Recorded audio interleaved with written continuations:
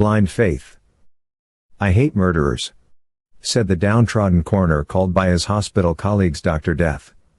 In truth, most didn't know his actual name, all but his wife Dr. Angela Alexander. She was his assistant. Blake, this is the 7th magician to die here. I think it is more than just a person killing at random, Angela said. I know they were more than magicians. They were sorcerers, Angel, Blake said, not human. It seems someone has a grudge here. That's why I'm here, said Lance, Blake's son. What can you do, kill more people? Angela asked. No, I am bait, said Lance. Yes, he will be hard to kill, Blake said. You can't use our son as bait, Angela said gruffly. I volunteered to be bait and he can't stop me. I'd be here if he said no too, Lance said. Never could stop him doing anything, even murder, Blake said. I am to be a sick sorcerer patient who prefers magic to manual labor, Lance said. To draw out the killer, Blake said.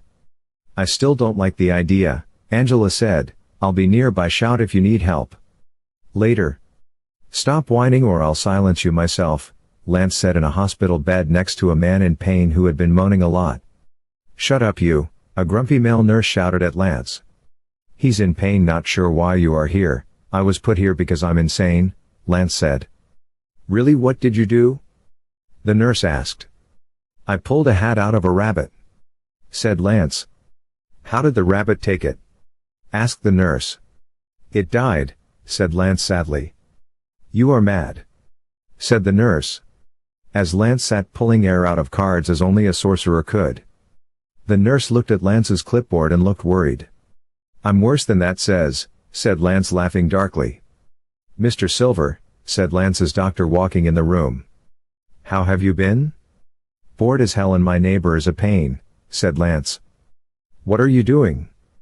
The doctor asked. Pulling air out of cards. Any fake can pull cards out of the air, Lance said laughing. You are an insane lunatic, said the doctor whacking his head in frustration. You leave your neighbor alone. He has a kidney stone. The doctor straightened his glasses which weren't slipping. I don't want any more paperwork, Blake snapped at his patient.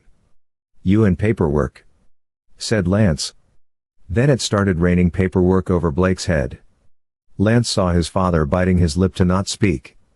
Lance got up and touched the kidney stone victim. You say this guy has a kidney stone. I say he hasn't, said Lance. Blake was livid. Stop healing my patients, snapped Blake, who snapped his fingers, returning the stone to the patient. Whatever you say, doc, said Lance. Want me to make them sick? No, just no walking on water or curing cripples and raising the dead on my watch, thank you, said Blake. Sacrilege, the nurse cried in horror. Are you all right? Lance asked. You can't do what he said. The Lord is the only one who can, said the nurse. I'll only walk on puddles, cure boredom and raise cards, okay? Lance said. He's got a messiah complex. But I can assure you he's not the messiah, as they say on The Life of Brian. He's not the messiah, he's a very naughty boy, Blake said. Oh. Really, then who thinks he's the angel of death? Lance, who couldn't take the insult, retorted. Blake snarled under his breath.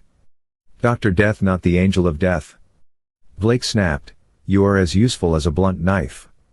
Honey, stop arguing with the patients, Angela said, running into the room, hearing the argument from outside the room.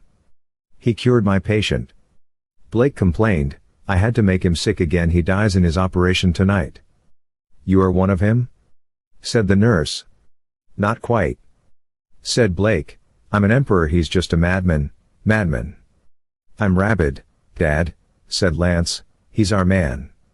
I know, boy, I read minds too, Blake said. He was planning to murder you. Nobody murders the necromancer, said Lance. I'd kill them. Not this one, boy. We throw this one to the laws of man, Blake said. No divine justice here. He wants to kill us because he thinks witches are sacrilegious abominations. He sees himself as a witch hunter killing us for his faith. But he knows who I am, said Lance. Not when I've finished with him, Blake said darkly. Is he dying? Asked Lance. Nothing of the sort, I will hypnotize him. He's going to sing about what he did but forget us. You got your powers of enchantment from me. Enchanter, or did you forget? Blake said. Later. Blake lay dead on a slab in the morgue. As a strange hooded creature crept about the hospital looking for the dead, he walked into an operating room.